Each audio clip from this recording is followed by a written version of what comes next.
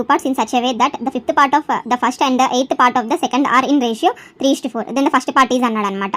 So ఇక్కడ చూసుకున్నట్లయితే ఒక నెంబర్ 94 అనేది 2 పార్ట్స్గా డివైడ్ చేశాడు అన్నాడు. సో నేను ఫస్ట్ పార్ట్ ఎక్స్ అనుకుంటే సెకండ్ పార్ట్ ఏమవుతుంది 94 - ఎక్సే కదా, 2 పార్ట్స్గా డివైడ్ చేశాడు కాబట్టి. అయితే ఇక్కడ వీడు ఫస్ట్ పార్ట్కి సెకండ్ పార్ట్కి కంపారిజన్ చేసి మళ్ళీ రేషియో ఇచ్చాడనమాట. సో ఇక్కడ fifth part of the first అంటే x/5 and eighth part of the second 94 - x/8 is equal to 3/4 అనేది రేషియో ఇచ్చాడు. దీన్ని సింప్లిఫై చేస్తే 8 అనేది న్యూమరేటర్ ఇక్కడ పైకి వెళ్తుంది. అదే 8x/5 × 94 - 5x is equal to 3/4. ఈ రెండింటిని క్రాస్ మల్టిప్లై చేస్తే మనకి 32x is equal to 3 × 5 × 94 - 5 15x అవుతుంది. 3 5 15 కాబట్టి 15x.